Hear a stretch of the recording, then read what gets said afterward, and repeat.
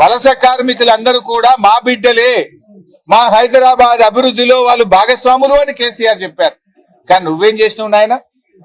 నువ్వేం చేసినావు అంటే వాళ్ళను సన్ డ్రాప్ అని నూనె ఉంటది కదా, ఆ నూనె డబ్బాలలో ప్యాక్ చేసిండు శవాలను.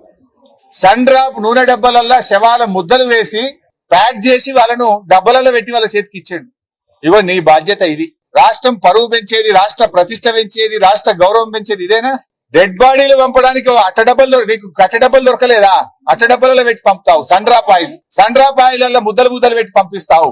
కేసీఆర్ ఏమో ఈ రాష్ట్ర గౌరవాన్ని పెంచి వలస కార్మికులు కూడా నా తెలంగాణ అభివృద్ధిలో భాగస్వాములు, ఆ బిడ్డలను నేను కాపాడుకుంటా అని చెప్పి వాళ్ళకు బియ్యం ఇచ్చి, అన్నం పెట్టి, రైళ్లు పెట్టి, స్వస్థలాలకు పెంచి వాళ్ళను కాపాడుకున్నాడు కేసీఆర్. కానీ నువ్వు వాళ్ళు వలస కార్మికులని వాళ్ళకి ఎక్స్గ్రేషియా ఇయ్యవు, కనీసం డెడ్ బాడీలను కట్టడబ్బలలో పెట్టి గౌరవప్రదంగా ఇచ్చి ఇయ్యవు. నువ్వు ఇంత అమానవీయంగా వ్యవహరిస్తావా మిస్టర్ రేవంత్ రెడ్డి అని నేను అడుగుతా ఉన్నా.